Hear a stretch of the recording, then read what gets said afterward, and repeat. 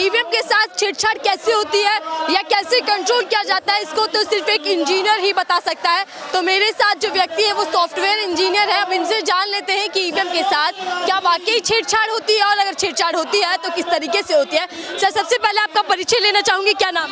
मेरा नाम इंजीनियर गोपाल कृष्ण है।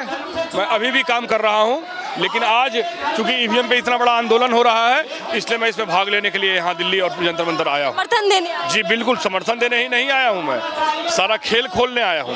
शुरुआत करते हैं, लेकिन शुरुआत पहले इससे करते हैं। सर, आपने वीडियो देखी होंगी, तमाम ईवीएम मशीन का जो डमी है उसको दिखाया जा रहा है और कंट्रोल कैसे होता है बताया जा रहा है, क्या कहेंगे? मैं यही कहूँगा कि इलेक्शन कमीशन को आकर उसको अरेस्ट कर लेना चाहिए और चैलेंज हो जाना चाहिए चौराहे पर, और तैयार हैं हम। पुलिस आपके पास है, प्रशासन आपके पास है, चैलेंज लेने में क्या जाता है। हम लोग तो ऑर्डिनरी जनता है ना, और मैं इंजीनियर हूँ पर जनता हूँ ना। मेरे पास प्रशासन नहीं है, आपके पास कमांडो है, फोर्स है, पुलिस है, दिल्ली पुलिस है, सब लोग हैं। तो मैं तो चैलेंज दे रहा हूँ इलेक्शन कमीशन को कि election commission must listen my challenge.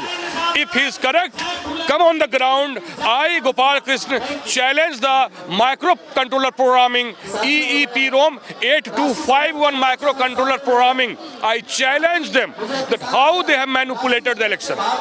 तो उन्होंने 8251 जो माइक्रो कंट्रोलर चिप है, वो चिप इतना पावरफुल है कि जमीन के अंदर, समुद्र के अंदर में जो 3000 फीट नीचे जो सबमरीन्स है ना, उससे वो कांटेक्ट करता है, वो सैटेलाइट से कांटेक्ट करता है।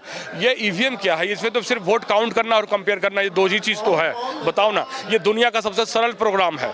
आप अगर वो सच हैं, अगर ये डेमो दिया गया, मैं आज आपसे बोल रहा हूँ, मैं गलत हूँ तो आए सामने और चैलेंज रख दें, और मैं पकड़ा गया तो मुझ पर देशद्रोह का मामला दर्ज कर दें। बहुत खुला है ना। लेकिन चूंकि आपके पास प्रशासन है, आपके पास लाठी है, तो आप उसका दुरुपयोग नहीं कर सकते। मैं उसके खिलाफ हूं। मैं लोकतांत्रिक तरीके से सरकार से परमिशन लेकर ये सरकार को बताना चाह रहा हूं कि देखो, इस जगह पर देखो, भारत के लोग हैं, हम भारत के लोग हैं, हमने संविधान बनाया है और हम संविधान की रक्षा करेंगे।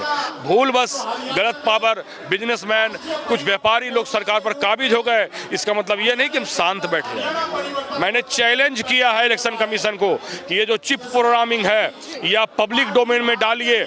पब्लिक, भारत की जनता देखना चाहती है कि उस चिप में क्या है। आपको जानकारी होगा, जानकर जानकारी होगा कि आपने एक बटन दबाया, एक, तो वो कंट्रोल यूनिट है, उसने एक वोट ऐड कर दिया। ये कैसे हुआ? किसी इंसान ने किया क्या? नहीं, ये प्रोग्राम कर रहा है। दो दबाया, उसको उसने ऐड कर दिया। ये कैसे हो रहा है? अब मुझे बताइए कि मशीन कैसे अलग करेगी कि एक में कौन सी पार्टी और दो में कौन सी पार्टी है? ये जो डिफरेंशिएट हो रहा है, ये कैसे हो रहा है? इसमें सबसे बड़ा जो खेल है पूरा का पूरा वीवीपैट का है। वीवीपैट जो उन्होंने दिखाया, वो आपको झांसा देने के लिए दिखाया कि मैं पर्ची दिखा रहा हूं आपको, लेकिन सच्चाई इससे कहीं अलग है। सच्चाई इससे अलग है। वीवीपैट को उन्होंने लगाया पूरे प्रोग्राम को बदलने के लिए, पूरे इनपुट को बदलने के लिए, वीवीपैट का यूज किया। लेकिन जनता को हम कन्विंस कैसे करेंगे? तो हमने पर्ची दिखा दिया। तो मैं ओपन चैलेंज कर रहा हूं कि वही पर्ची गिन लेते हैं महोदय। इलेक्शन कमीशन जी, आपने जो पर्ची दिया जनता को बताने के लिए कि आपने जो वोट दिया वो ये है, इलेक्शन कमीशन ने दिया, मैंने नहीं दिया है, तो उसी को गिन लेते हैं। आपने कंट्रोल यूनिट का गारंटी नहीं दिया है मुझे। इसमें 3 कंपोनेंट है, EVM machine, ballot box, VVPAT और कंट्रोल यूनिट। सारा खेल कंट्रोल यूनिट का है, उसके बेसिस पर ये रिजल्ट डिक्लेयर करते हैं। आपने मुझे गारंटी किस बात की दी? बैलेट बॉक्स की, कि ये जो आपने बटन दबाया, ये पर्ची सामने आ गई, तो मैं पर्ची गिन लेता हूं। क्योंकि जो सॉफ्टवेयर प्रोग्राम है, जब आप एक दबाते हो तो इलेक्ट्रॉनिक सिग्नल जनरेट होता है, वो सिग्नल डिजिटल होता है। वो डिजिटल जो है वो माइक्रो प्रोसेसर में इनपुट बन गया। वो जब हमने इनपुट दिया तो उसमें एक काम हुआ कि प्रिंट कर देना, और दूसरा काम उसका है कंट्रोल यूनिट को भेज देना। आपने कंट्रोल यूनिट को भेजा, ये भारत की जनता कैसे वेरीफाई करेगी? ये भारत की जनता 8251 माइक्रो कंट्रोलर में 8251 माइक्रो कंट्रोलर में एक कमांड होता है alt control delete. 8251 micro controller में एक कमांड होता है अल्ट कंट्रोल डिलीट। इस तीनों को जब आप दबाएंगे तो ये कमांड किसी भी इनपुट को बाईपास कर देगा और फिर वही करेगा जो मैं लिखूंगा। ये आप जानिए 8251 कोड की जो प्रोग्रामिंग होती है, उस प्रोग्रामिंग में चूंकि मैंने बड़े बड़े बैंक के लिए सिक्योरिटी के लिए काम किया है, मैं सिलिकॉन वैली में था, मैं अमेरिका के सिलिकॉन वैली में मैंने बैंकिंग सिक्योरिटी पर काम किया है, तो आप समझिए कि बैंकिंग सिक्योरिटी कैसा डिजाइन किया जाता है। आप जो माइक्रो कंट्रोलर चिप यूज कर रहे हैं, आप जो माइक्रो कंट्रोलर चिप यूज कर रहे हैं, उसमें एक कमांड होता है अल्ट कंट्रोल डिलीट। ये कमांड अगर मैंने दिया तो आप कुछ भी इनपुट देंगे मैं उसको बाईपास कर सकता हूं। अब मैं वही भेजूंगा जो मैं चाहता हूं। पहला बात। दूसरी बात आ जाते हैं, बहुत सरल एग्जांपल मैं आपको दूंगा। आपके अकाउंट में 1000 रुपया है, आपके अकाउंट में 1000 रुपया है, आपने एटीएम में कार्ड डाला और उसमें आपने 2000 मांगा, क्योंकि इनपुट तो मुझे देना है, आपने उसमें 2000 रुपये मांगा, तो एटीएम ने मना कर दिया, इनसफिशिएंट बैलेंस। ये कौन लिखता है? मैं बता रहा हूं आपको कि आपने जब एटीएम कार्ड इंसर्ट किया तो वो आपके सारे डिटेल्स ले गया, वो अकाउंट सारे डिटेल को पढ़ रहा है, प्रोग्राम पढ़ रहा है कि इनके अकाउंट में 1000 है और इन्होंने मांगा है 2000, तो हमको इनसफिशिएंट बैलेंस लिखना है। तो सिर्फ वो पढ़ता भी नहीं है, तुलना भी करता है कि 1000 मांगा है, 2000, 1000 है, 2000 मांग रहा है, वो कंपैरिजन भी कर रहा है।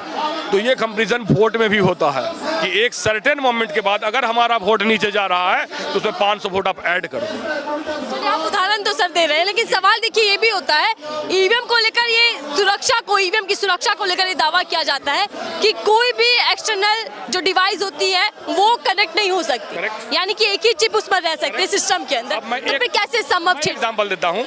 छोटा वाला मोबाइल आपने देखा है, छोटा वाला मोबाइल कीपैड, आपने उसमें अलार्म सेट किया है ना, 6 घंटे बाद अलार्म बजता है, उसमें इंटरनेट होता है क्या? नहीं ना। उसमें डेटा होता है? नहीं है। उसमें व्हाट्सएप नहीं होता है ना। तो आपने 6 घंटे बाद अलार्म जो सेट किया, तो 6 घंटे बाद का ऑर्डर ले कौन रहा है आपसे? कोई तो है ना उसके अंदर में, उस मोबाइल के अंदर में कोई तो है जो आपके ऑर्डर को ले रहा है कि 6 बजे में सुबह में अलार्म बजाना है।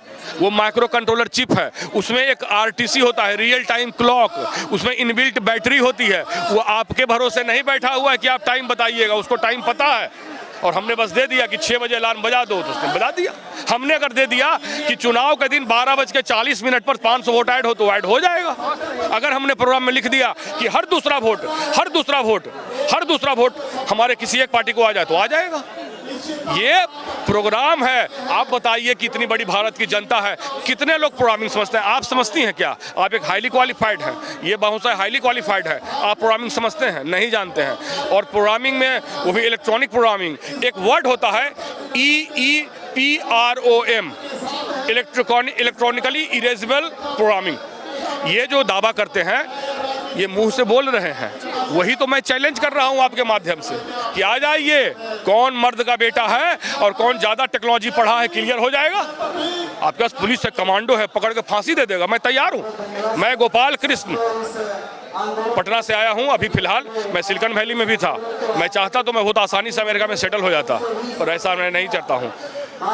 आज आप भारत के लोकतंत्र की, मैं चुनाव के पक्ष में हूं, मैं पारदर्शी और ईमानदार चुनाव चाह रहा हूं। मैं नहीं कहा कि चुनाव नहीं होना चाहिए, मेरी मांग है कि चुनाव पारदर्शी, मुझे गारंटी दी जानी चाहिए कि मेरा वोट सही गया। जब उन्होंने इलेक्शन कमीशन ने पर्ची जनरेट किया, ये पर्ची का खेल क्या है पता आपको?